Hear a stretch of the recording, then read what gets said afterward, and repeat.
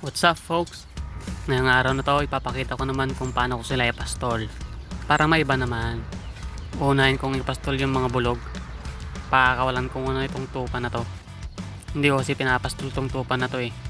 Yung mga kambing lang. Itong bulog na to hindi to lalayo eh. Pero yung bulog na kambing, kung saan saan napupunta.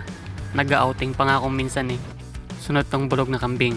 Siya una kong pinapastol. Siya yung una kong tinatali eh. Konting pampagising lang muna. Exercise nila yan tuwing umaga. At eto naman yung mga tupa. Tahimik na namamahinga.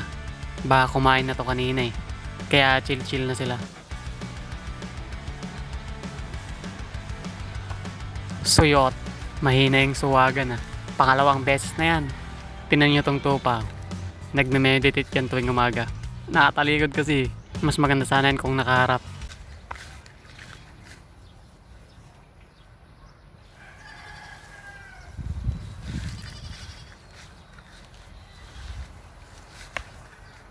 Solid yung laban na yon. Ang boto ko 5-0 para sa bulog na kambing. Ipapastol ko na siya. Pero parang ayaw niya. Nakikipaghilaan pa. At gumusto din. Alangan naman. Dito ko siya itatali. Sa malit na puno. Hindi naman siguro yan makakawala. Hinigpitan ko na yan. Sunod natin ipapastol. Itong babae.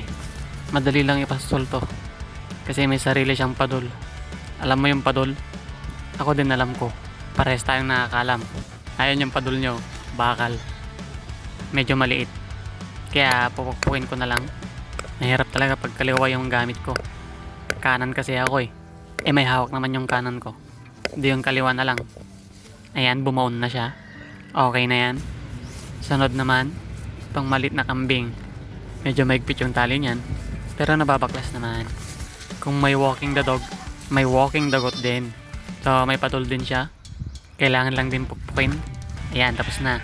Bilis no. Kukunin ko tong wayway. Hindi ko alam kung anong Tagalog ng wayway eh. Yuyu siguro. Joke yun. Sunod ko tong buntis. Pero hindi ko alam kung buntis to o ano. Naposong na lang dejay. Malaki kasi tiyan na ito, hindi lumilit. Baka busog lang. Pagtutugtugin ko yung wayway tsaka yung tali nun. Magsilang kasi tali yung kambing na yun eh. Hindi siya makakalayo kapag di siya nakalayo, hindi siya makakain ng madami. Kaya dapat may extension. Yan, okay na. Hanap na lang ako ng tatalian. Wala kasing patul yung mga yan eh. Dito na lang. Sa medyo malit na damo. May nalat pa ako dun ah. Ganito lang ako magtali. Simple lang. Hindi ko alam kung anong pangalan nitong pan na to. Not hinge ata pangalan. Ay tawag pala. Pero hindi ko alam kung anong klaseng hinge. Basta napanood ko lang. Siyempre ginaya ko na din. Kasi simple lang at madaling gayahin. Tsaka maigpit yung tali. Madali lang din baklasin. Astig patignan. So ayan, okay na. Maigpit na yan. Sunod tong bower. Hindi ko alam kung bower ba o boer. Iba yung spelling sa pronunciation eh. Basta yun na yun. Sa maling lusutan pa siya dumaan. May malaking lusutan naman. Sa malit pa siya dumaan. Gago rin eh no. Kung saan siya dumadaan. Dito ko siya itatali sa may extension. Dalawa sila ng babae para maging couple sila. Hihi. Mas mahaba lang ng konti itong tali na to. Itong tali ng bulog. Tapos wala ding patul yan. Yan, okay na. Yung pinakahuli na lang. Itong kambing na may sungay. Babae to ah. Pero may sungay. Lahi kasi nila yan. Kanya-kanyang lahi lang din yan eh. Nag-stop over muna siya. Medyo gutom na ata. Dumidede pa kasi itong maliit eh. Kaya kailangan niya ng pagkain. Hindi niya kasi alam kumain ng tinola eh. Para laging may gatas siya. Wala ring padulto. Pero may extension. Yung extension niya nakapadul na eh.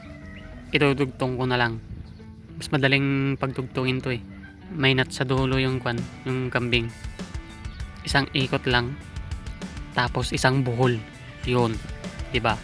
Okay na. As simple as that. Yan, tapos na ako magpastol.